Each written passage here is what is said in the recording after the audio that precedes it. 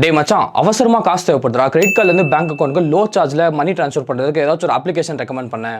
நான் சொல்ற app use பண்ணா வெறும் 1.5% கிரெடிட் கார்டுல இருந்து பேங்க் அக்கௌண்ட்டுக்கு காசு வந்து ட்ரான்ஸ்ஃபர் பண்ணலாம். ஃபர்ஸ்ட் வந்து இந்த housing.com ஆப் வந்து உங்க போன்ல டவுன்லோட் வந்து பண்ணிக்கோங்க. டவுன்லோட் பண்ணதுக்கு அப்புறம் இங்க வந்து பே ஆன் கிரெடிட் ஆப்ஷன் வந்து சூஸ் பண்ணிக்கோங்க. சூஸ் பண்ணதுக்கு அப்புறம் உள்ள போனதுக்கு அப்புறம் உங்களுக்கு வந்து எஜுகேஷனல் ஃபீஸ் ஆப்ஷன் வந்து நீங்க சூஸ் பண்ணிக்கோங்க.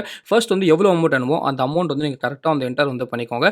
என்டர் பண்ணதுக்கு அப்புறம் எந்த பேங்க்குக்கு அனுப்பணும் அந்த பேங்க் டீடைல்ஸ் வந்து கரெக்ட்டா என்டர் பண்ணிக்கோங்க. அதுக்கப்புறம் உங்க ஃபோன் நம்பர் வச்சு ஓடிபி வெரிஃபை வந்து பண்ணிக்கோங்க.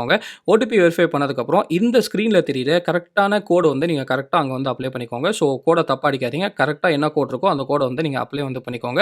அப்ளை பண்ணதுக்கப்புறம் அந்த பேங்க் டீடைல்ஸ் யாரோட டீடைல்ஸோ அவங்களோட பான் கார்டு டீடைல்ஸ் வந்து கரெக்ட்டா என்டர் பண்ணி வெரிஃபை வந்து கொடுத்துருங்க. ஒரு 20 செகண்ட்ல வெரிஃபை வந்து ஆயிடும். ஸோ வெரிஃபை ஆனதுக்கப்புறம் எந்த கிரெடிட் கார்டுல இருந்து காசு அனுப்பணுமோ அந்த கிரெடிட் கார்டு டீடைல்ஸ் வந்து நீங்க என்டர் வந்து பண்ணுங்க.